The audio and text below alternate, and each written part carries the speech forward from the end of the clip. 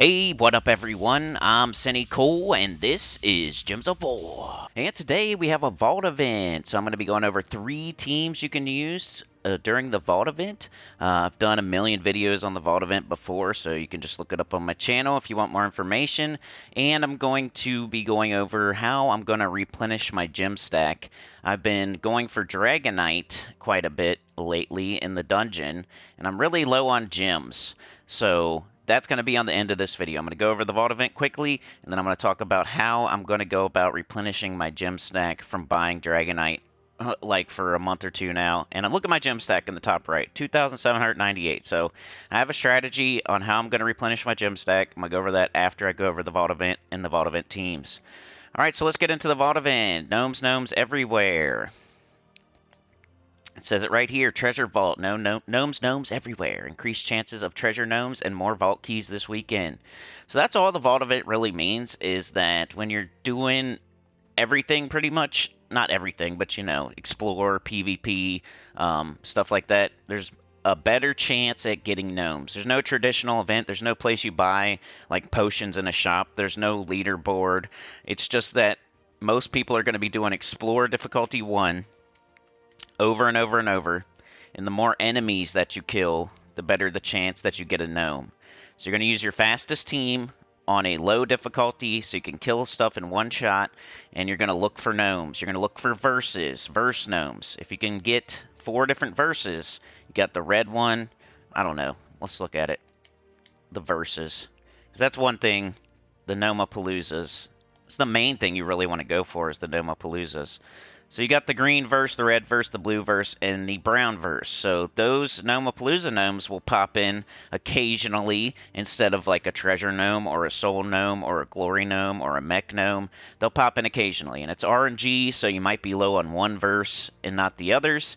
But that's the name of the game. So you go to the Soul Forge. Once you get one of each, you go to the Soul Forge and you craft that bad boy. And then you get gnomes for 15 minutes straight. So most people are probably going to start the day, the vault event day, by going to the Soul Forge and crafting a palooza. They're going to use their fastest team during that 15 minutes, and you're going to set a timer for 15 minutes, and at the end of the 15 minutes, you're going to want to sit there for like 30 seconds and wait in the last 30 seconds of your 15 minutes so you can get the full rewards.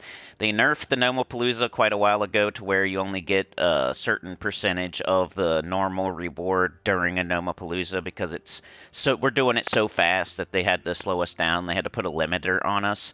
So during the last like 30 seconds of the palooza, you're going to want to just sit there and let the music end and then kill the gnomes, because you'll get the full drop. Because the palooza is over, you no longer have the limiter on, so you're going to get the full drop, especially if there's like a Dragonite gnome or something like that. If you're just going to go for vault keys the entire time, you can just keep going and not do that. But if you see something good like a Dragonite gnome, you're going to want to wait, leave it on the screen, wait till the music ends, then kill it, so you don't, instead of getting like 4 Dragonite, you'll get like, who knows, 20, 30, 40. So you're going to run paloozas. You're going to be looking for verse gnomes. You're going to be using teams like the Moon Mage team. This is like the one, you know, the least useful. You have to be needing to level Doomsayer, but it's the one that you might not have seen. So I'm going to show it first. So let's show the Moon Mage team. Brought to you by Glorfindel. Just cast your Leprechaun, or your Moon Mage gets up right away. I mean, it's pretty quick. But one thing, it's like you need to have Doomsayer not leveled to use this team. Or you're just being stubborn. Or you have every single class leveled and you don't feel like using Rowan and you don't have Ironhawk. Like you're probably a very specific person if you're using this team. But it is really fast, and you just want to kill enemies as quickly as possible. You saw right there I got a verse gnome. And gnomes just appear more often, that's all it is. So you're killing the weakest enemies you can in one shot. That way you have more chances at seeing gnomes. And I think vault keys even drop more often during a vault event. So that's the team right there, Moon Mage. Let me put up the team code. Right there. I don't have Doomsayer all the way leveled. Maybe I should be doing that. I didn't know that. Maybe I should be using Moon Mage. But there's the team code. And you're going to be going to either Senna Mirage or Wild Plains, I think, is the place to be. There's like one other, but I never know what it is. I always just do Wild Plains. Reason you do that is because the enemy's HP is low enough that you can clear in one shot with Moon Mage or Ironhawk or Rowan, and you don't have to worry about like stuff surviving or stuff re-summoning or stuff doing barrier or like submerge and stuff like that.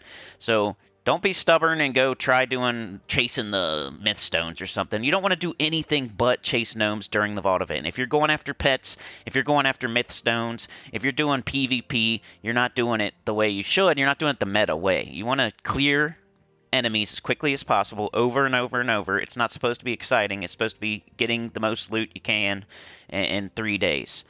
So yeah, that's one team right there. The next one, we have the Rowan team. So this would be, hey, I don't have Ironhawk. I don't have double Ironhawk yet. I would probably put back on the Mirage Queen if I was going to do this team for real, because I'm a ding-dong. Alright, so you just do your Rowan team. If you don't have double Ironhawk, you do Rowan or Moon Mage. If you already have Doomsayer at 100, you're going to want to do Rowan with some other class. Like I'm doing Tidecaller. Bang, same idea. You cast your Leprechaun, it gets up something that's going to clear in one shot, and then you cast the thing that's going to clear in one shot, and you win. And I just got another Verse Gnome. So the cycle is, do a Palooza, and when the Palooza's over, you wait in that last 30 seconds so you get the full amount, the full drop. So the whole time you're doing the Palooza, you're getting vault keys, you're getting gnomes, you're getting other loot. When the 15 minutes is up, usually I will hunt for verses for a little bit, like in between. So I'll do a 15-minute Palooza, and then I'll do like 15 minutes of hunting verses, and then I'll do a 15-minute Palooza, then I'll do 15 minutes of hunting verses. And while you're hunting verses, you're still getting other gnomes and vault keys and stuff, but you're trying to keep your verses up. If you have like 100 Paloozas, like just run Paloozas the entire time. But most of us don't have that. Most of us have like 10 or less, or 20 or less. So if you want to run a couple back-to-back, if you have like 20 of them, that's fine. But the game cycle for me usually is I'll do a Palooza, and then I'll do some verse hunting for, a little bit, then I'll do a Palooza, then verse hunting, Palooza, then verse hunting. Because anytime you run a Palooza, you're locked in for 15 minutes. If you're hunting verses, you can stop and go to the bathroom, go get a drink, go answer the door. That's why I don't do Paloozas back to back to back to back to back, because then you're locked in. If you start a Palooza, you have to have 15 minutes uninterrupted, or you're wasting it. So I like to kind of run them every other 15 minutes so I don't get locked in for the rest of my life for the whole weekend. And I don't even have that many. So this would be the other team. Team code, bang. That's if you don't have Ironhawks, or if you don't want to do the Moon Mage Doomsayer thing. Because with the Moon Mage team, you have to use Doomsayer. So if you have a Doomsayer at 100, don't use that team. If you don't have Ironhawks, then you'd use this team and substitute whatever class you want to level. I'm leveling Tidecaller. You don't have to level Tidecaller. You can level whatever you want. All right, now, the main team that everybody's going to be using, that most people are going to use this weekend, would be the Ironhawk. Double Ironhawk, triple Ironhawk is what you're going to want to do. You cast Sister Superior, you cast Dust Devil, bang, they're all dead. So I can't remember. I'm going to have to figure it out. I always forget. But there's a place where you would use 3 Ironhawks and a place where you would use 2 Ironhawks. And I think, is it during the Paloozas you use 2 Ironhawks? And then outside of the Palooza you use 3? Pretty sure. It doesn't matter. Like, you could use 2 Ironhawks the whole time if you don't want to switch back and forth. But I think you're supposed to use 3 Ironhawks while you're farming verses. And then you're supposed to do 2 Ironhawks while you're doing the Palooza, because there's certain Palooza gnomes that have more HP than 20. But yeah. So how this team works is you use Ironhawk's 3rd trait, which is artillery support. It does 5 damage to all enemies every time you cast. So you're casting things that are empowered and have an extra turn on it. That way you're doing a bunch of you're doing 10 damage just off Jump Street by casting Sister Superior. And then after you cast her, you get an extra turn. You cast Dust Devil, who's empowered and does 5 damage to all enemies too. So that's a total of 25 damage to all enemies, right? Because the Sister Superior, when you cast it, both these Iron Hawks go off, who do 5 damage to all enemies when an ally casts a spell. So that's 10 damage to all enemies just by casting Sister Superior. So we already got 10 on them. Now we're going to cast Dust Devil, who's going to do 5 more to all enemies. So that's 15. And then when Dust Devil casts, Ironhawk goes off again and does 10 more damage since we have 2 of them. So that's 15 plus 10 is 25. That's why it works. That's why you have to do Explore 1, because all the enemies' HP is under 25. Bang, bang. It's the fastest team in the game. The only thing that's faster is 3 Ironhawks. So, yeah, you'd use 3 Ironhawks out here while you're farming Versus in the Wild Plains. And then when you're doing a Gnomapalooza, you switch back to 2 Ironhawks to make sure you can clear all of the Gnomapalooza gnomes that are in there. That's pretty much the Vault event. Those are the 3 teams. I forgot to show the team code. There you go. So once again, just to lay it out for you, don't do anything else. Don't do Tower of Doom. Do your dungeon real quick, I guess, and maybe your adventure board real fast. But after that, all you're doing is explore difficulty 1. If anybody tells you anything else, you need to quit watching them or quit listening to them because they're not telling you the right thing. And they want the pets, your guild leader wants you to share all the pets and go get the 1 copy of the pet and waste your time for 5 minutes when you could be doing a bunch of gnomes. You do what's best for you, not what's best for your guild leader or that other guy in your guild. Like, come on, just do difficulty 1 Explorer the entire time. So when you first start the Vault event, you're probably gonna run a Gnomapalooza. You're going to go to the Soul Forge. You're going to run a Gnomapalooza. You're going to use Ironhawk, or you're going to use Rowan, or you're going to use Moon Mage. You're going to kill all the Gnomapalooza for 15 minutes straight, just gnomes in Wild Plains. Explore 1 over and over and over 15 minutes. And the last 30 seconds, you wait until the music ends, and then you kill the last set of 4 gnomes so you can get the full drop. After that's over, after your timer goes off, after you get that full drop from the last 4 gnomes, you would then hunt some Versus for 15 minutes. At least that's what most people do. Unless you have like a billion Gnomapaloozas, then you would just run them back to back to back. So then you hunt Versus in Wild Plains. And you use the triple Ironhawk team. If you don't have that, use double Ironhawk. If you don't have that, use Rowan. If you don't have that, use Moon Mage. And level a class that you need to level. You do that. And then you go back to doing the Gnomapaloozas. Once you get the right verse that you need, because that's what most people are going to be doing, they run out of Gnomapaloozas, then they're hunting for the one verse, Cindy or Hoagie or whoever. Once you get that one, you go and you run it. So you run it for 15 minutes, and then last 30 seconds, you wait, you get the full drop, then you go hunting Versus again until you get the verse you need. Then you run a Gnomapalooza, then you hunt for Versus, then you run a Gnomapalooza, then you hunt for Versus. But always on Explorer 1 and always in like Wild Plains or Cinema Mirage or somewhere like that where you know it can clear in one shot every single time without problems. Don't chase myth stones, don't go after pets. That's just a distraction from the event. You're going to get less gnomes, less vault keys. The best thing in the game is vault keys. You can get everything in the game from vault keys pretty much, except for like writs and deeds. It's crazy. You can get orbs, you can get gems, you can get glory, you can get gold, you can get souls, you can get troops, you can get everything. So vault keys are the goal. If you're thinking anything else is the goal, pets aren't the goal. Okay? The loot while you're killing gnomes is not the goal. The goal is the vault keys. Another mechanic is the pity keys. And for every like 5 gnomes I kill, I get a vault key. It goes to my mailbox. Then it goes up to 10 gnomes. When I kill 10 gnomes, I get another vault key. It goes to my mailbox. It's just a pity system in case you don't get vault keys dropping from gnomes. And you want to use Gnomapaloozas to set off all those pity keys and get as many as you can as early as you can.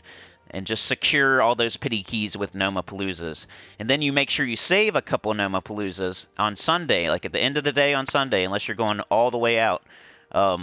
You would save a couple Gnomapaloozas for the next Vault event to get your pity keys in the next Vault event.